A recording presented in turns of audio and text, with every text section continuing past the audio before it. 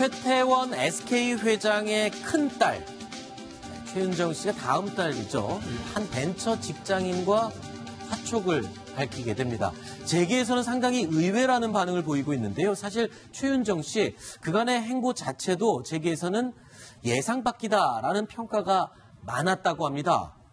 왜일까요? 소정섭 국장 어떤 이유 때문에 저렇게 의외다라는 평가가 일단 그 최태원 회장이 일남 이녀를 두고 있죠. 네. 최윤정 씨가 맞딸이고 최민정 씨 우리가 잘 아는 해군 중위. 네. 막내가 이제 아들 최인근 씨. 현재 네. 미국의 이제 브라운 대학에 다니고 있습니다.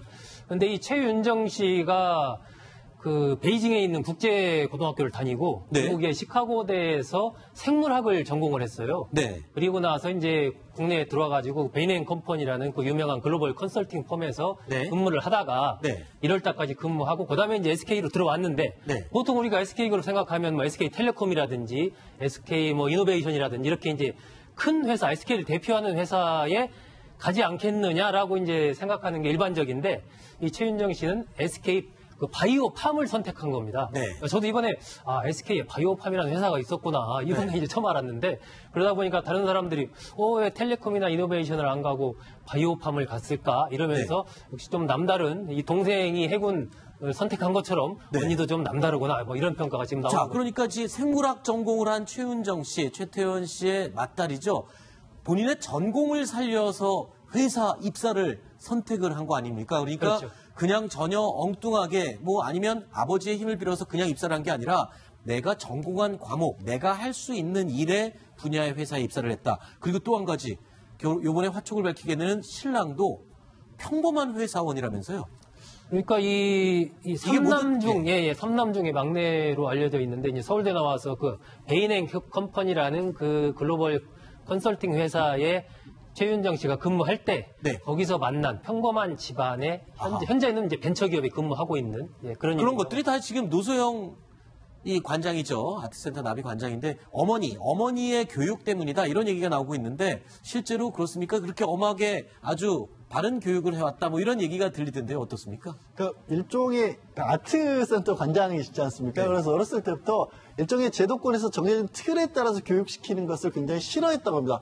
억지로 시켜봐야 결국에는 창의성은 나오지 않는다. 그렇기 때문에 좀 알아서 자기가 좋아하는 일을 하도록 했다. 근데 생각해보면 이게 오히려 그 잘 갖춰진 집안일수록 더 엘리트 코스를 강요하는 경우도 많지 않습니까? 네. 그거에 관해서 노소영 관장은 그런 식과는 전혀 반대의 어떤 교육을 해왔던 거죠.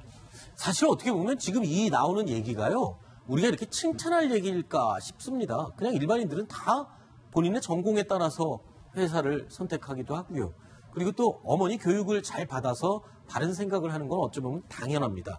그런데 재벌들의 자녀들이 오죽 그렇지 않았었으면 그냥 평범한 저런 결정을 내리고 평범한 결혼을 하는 게 이렇게 마치 노블리스 오블레즈를 하는 것 같은 이런 얘기가 오가는 것. 어떻게 보십니까? 구정욱 차장은 지금 이 얘기 나누는 거에 대해서. 그러니까 이 재벌가의 이 자녀가 부러워하시는 분들도 있겠지만 실제로는 얼마나 많이 힘들겠습니까?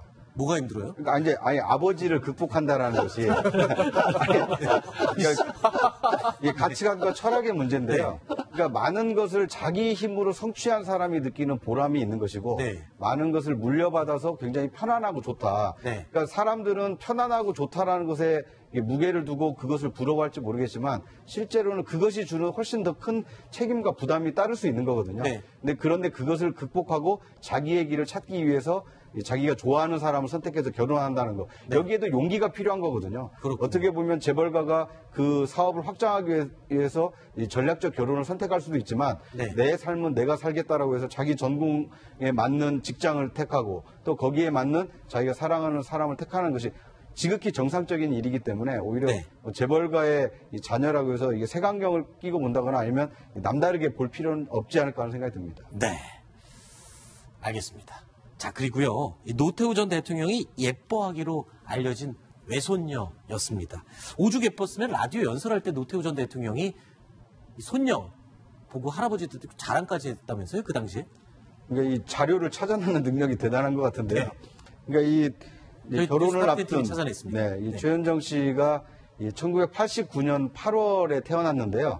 그 해 태어난 지 일주일 뒤에 노태우 전 대통령이 이 라디오 인터뷰를 하면서, 아니, 라디오 인터뷰가 아니라 이 8.15 광복절 메시지를 전하면서 이 해방을 맞은 지 44년이 되는 광복절인데 그 세월이 더욱 빠르게 느껴진다. 그러면서 이 해방 맞았을 때가 자신이 중학교에 갓 입학했었을 때였는데 지난주에는 외손녀를 보아서 할아버지가 되었습니다라는 이 외손녀를 봤다라는 그 사실을 이게 간접적으로 전달하게 됐습니다. 실제로 노태우 전 대통령은요, 외손녀가 태어나자 이 청와대 직원들에게 이 백설기 떡을 돌리기도 했다고 합니다. 그만큼 이제 첫 손주에 대한 이 애정이 좀 각별했다 이렇게 볼 수 있을 것 같습니다. 그랬군요. 자, 최태원 회장의 두 딸 가운데 지금 우리가 얘기를 나누는 맏딸, 첫째보다는 둘째 딸 최민정 씨가 훨씬 더 언론에 유명해졌었죠. 당시에 이제 아버지가 4년형을 선고받고 대기업 회장으로서는 그 최장 수감 기록을 세우던 그때 당시에 저 최민정 씨 둘째 딸의 이 해군 입대로 굉장히 아버지에 대한 이미지를 개선하는데 큰 도움이 줬었죠. 아까 시중에 그런 농담도 있었어요. 최태원 회장의 그 사면에 가장 큰 기여를 했던 것은 둘째 딸이다라는 얘기도 있었는데 사실 그것 때문에 그렇게 했겠습니까? 네. 그건 좀 말이 안 되는 얘기죠. 뭐 본인 빨리 사면 받으려고 멀쩡한 딸로 군대 보낸 아버지가 어디 있겠어요? 그건 아니었었죠. 그건 당연히 아닐 건데 문제는 그런 얘기가 나왔던 이유들 중에 하나가 뭐냐면 그동안 이제 우리 국민들의 재벌에 대한 인식도 사실 좀 안 좋았지 않습니까? 네. 과연 우리나라의 재벌들은 유럽의 어떤 부자들이나 귀족들과 같은 노블리스 오블리주라는 게 있는가라는 그런 의구심들이 우리 국민들 머릿속에 있었는데 최민정 씨가 사실 여자의 몸으로 굉장히 편하게 살 수 있는데도 불구하고 자원 입대라서 군에 입대했다는 거예요. 남자도 아니고 여자인데 안 가도 되는 거 아니겠습니까? 그랬기 때문에 야 저거 진짜 노블리스 오블리주 실천하는구나. 우리나라 재벌가의 자녀도 저런 사람들도 있구나라는 이제 얘기가 퍼지면서 재벌에 대한 굉장히 좀 인식이 바뀌는 그런 계기가 됐던 것은 맞죠. 알겠습니다.